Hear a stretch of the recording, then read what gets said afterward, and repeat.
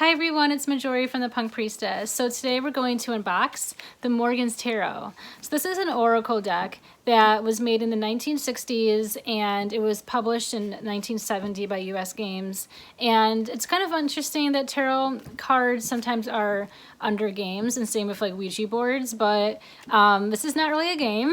There's some straight fire truth with the Morgan's Tarot. So I love this deck because it's great for clarification if you're reading tarot either for yourself or for someone else, and you just need a kind of an extra boost to see what the meaning of the card means. It's nice to pull a clarifier. So Morgan's Tarot, being it was made in the 60s, is very hippie-esque, and the language is very right on with the time. So it's kind of cool and comical, some of these cards that come up. But yeah, I'd love to unbox this with you.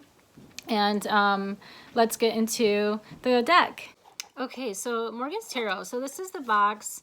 It has some wear on it because I have been using this for a couple years. So nothing fancy. It's made by US Game System, so it's just kind of a cheaper box, and in the back it has the love card, and then it has a little description about Morgan, who created this deck. Yeah, so it's pretty cool. Nothing special. It's created by Morgan Robbins, and then we have here the little instruction book. But my only downfall is that I wish it was in alphabetical order, because it is sometimes a little bit time consuming and hard to look for the description of the cards. The descriptions are phenomenal. Some of them are a little bleak, so you really do have to interpret the card your own way. But I love having the guidebook handy. I always reference it. There is the Celtic Cross spread here in the back. Very traditional tarot spread you probably have seen. In my opinion, it is actually very hard to read oracle cards only with the spread, or just with the spread in general. I prefer to pull them with tarot cards, traditional tarot cards. So even though this is called Morgan's Tarot, it is an oracle deck. So that's just something I want everyone to like understand. It's not a traditional tarot deck at all. It's just more like language based, word based cards. So the guidebooks is, again, very cheap, very thin, which is probably why, you know, I have a lot of like wear and tear of this. On the description of the card, the design, it says love is God. It's like intertwining here. So take that as you will. And the quality of the cards, it's good. It's a little hard at first to shuffle it. But you kind of get a hang of it. It's like a glossy like finish, very durable and flexible. It's good if you want to break it up and do like a bridge shuffle, because that's something I always look forward to, is just like being able to create that bridge with the deck. But overall, it's nice. It's a little harsh. It's nothing, again, super fancy. This is just more of like an inexpensive, cheap deck. It cost me like $24 at Everyday Magic. But that's pretty much it for that. So we're going to get into the cards now. Okay, so the cards. There's no specific order for these, so I'm just going to pull them at random. So we have power here. And again, this language and this like is more 60s inspired. It was made in the 60s. Like there's nothing you can do. It is very simple, like sketch art. Again, nothing fancy. It's just very clear, like freak. Like, again, a lot of these cards are room for interpretation. That's what the oracle cards are. As above, so below. So there's a lot. I think there's like 84 cards in this. But I just love this deck, because sometimes you just need a simple message. And then some of them are like, wow, I never like would ever think of this, or, you know, some of the questions in the cards are a little bit more transparent than others. Like, you know, for example, this. Like, there's a lot of these like, you know, blank sketch-like cards here. Like, this is literally a blank card. So again, it leaves room for interpretation. You know, someone is laughing at you. You know, very clear. Again, another one of just like a simple like meaning. It's like, what does a circle mean to you? Like, that's kind of why I like this. It's just, it lets you explore concepts. and make generalizations.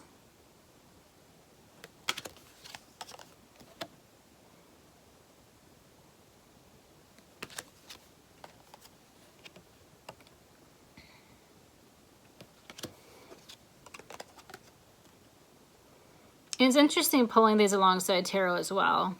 I just think it creates a more interesting tarot practice and way of doing things. So that's also like why I really like this. Again, there's a couple of these. It's just like drawings, like really quick. And there's like really no explanation. So it's like you can interpret this as a wheel, like as a Ferris wheel. It's like, how do you interpret that? Or if you want to go into the Wheel of Fortune and connecting your Jupiter. A lot of like biblical references and inspirations behind this as well, because despite, you know, it being like tarot, this does have a connection to religion and like vice versa. You're channeling spirituality.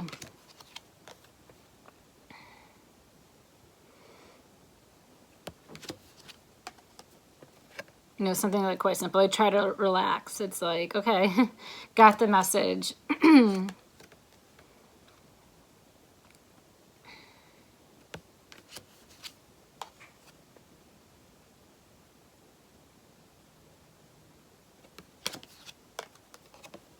Again, very transparent with some of these messages. It's like you don't have to, you know, really think too harshly. That's one thing I also like about Morgan's is just like, it can be an immediate response or it can be something a little bit more thought out.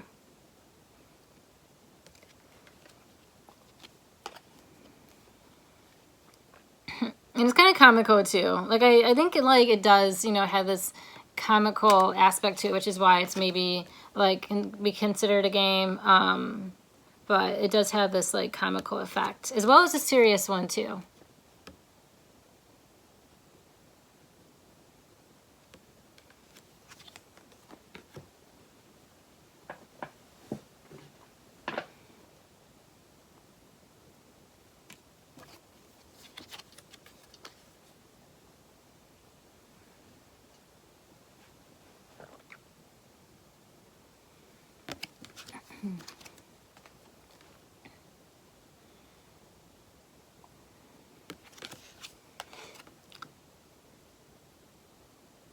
It's just really interesting, like the concepts too. No trip without a tripper. And again, kind of like trippier language, like no trip without a tripper. It's like, oh, okay, what does that mean? But that's what the guidebook is there for, to kind of give another perspective. But then it comes to a point after you've been using these cards for a while. We can flip this either way. If you're using these cards for a while, it leaves you with your own interpretation, so you don't really have to rely on the book anymore. And sometimes when you are reading, using this deck in like client readings, does it look professional to always have the book? Like you can mention in the beginning, oh, you know, I need to use the book for this. But most of the time it's like, you know, it's all about training your brain to make your own connections in life, and like your own self-mastery in a sense. And I feel like tarot, Morgan's Tarot really helps you with the self-mastery.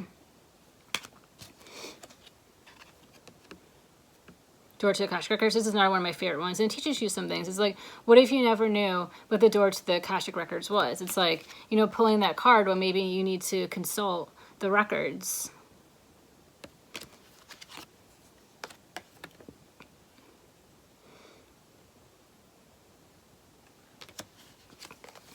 One flipped up. Let George do it. This was the first card I pulled when I got my Morgan's Tarot deck. So it has like a sentimental attachment to me when I see Let George do it. I still don't understand. Maybe you still don't understand the meaning of these cards or just something in your life. I love this one too. It's like, who is watching the cosmic drama? It just really, it leaves so much room for expansion and mental exploration. Like with the DNA, like wait, like is it in your DNA to do this? And then we have like grass. So not surprised with this being created in the 60s, that this card is upright, that this card exists. Pigs and fishes surround you. So it's, yeah, it's really quite literal, or it's just, you know, like a down home funk. Like you really have to think about some of these.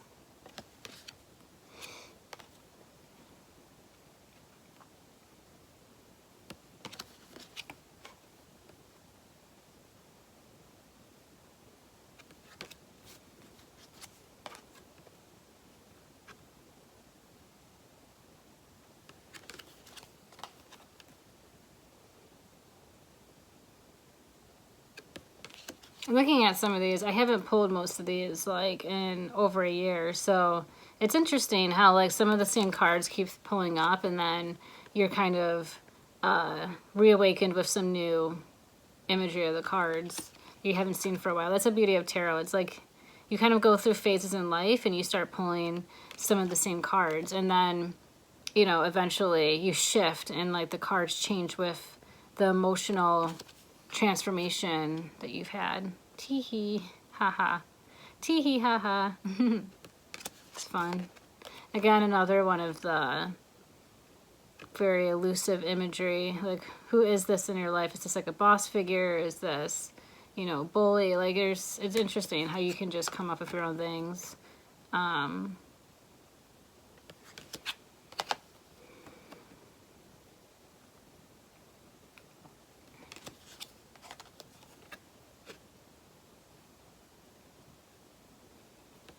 And it's interesting how something so simplistic can carry such a heavy message and a meaning to it, and really resonates with you.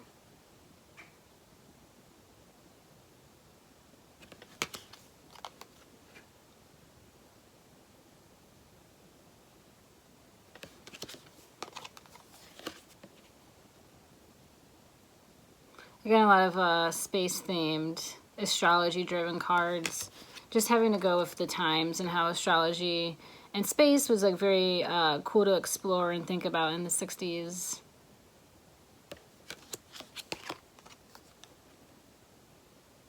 And a lot of tarot card imagery too, like in relation to using this oracle deck with your, when it's called Morgan's Tarot, but using this oracle deck with your traditional tarot deck as well.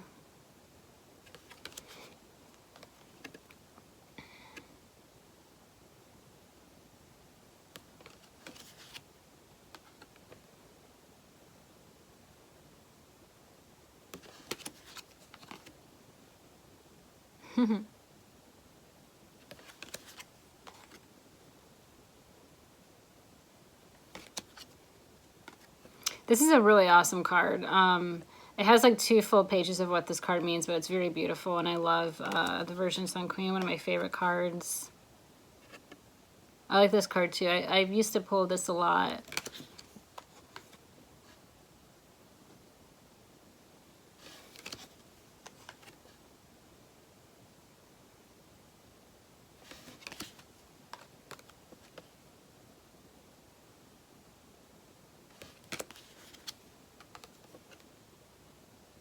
Far out, I mean, very 60s lingo. Far out, man.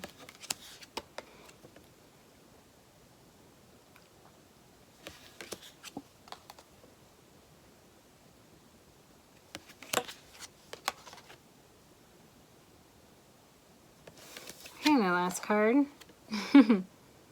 Do wacky do. Okay, so that's the Morgan's Tarot. I'm so excited that we unboxed this together, and I'm going to post a link on my page of where you can buy the Morgan's Tarot and start using it in your tarot practice. It's helped me tremendously. It's one of my favorite decks, hence the wear and tear of the box, and I totally think you'll love it as well. So thank you so much, and until next time, bye!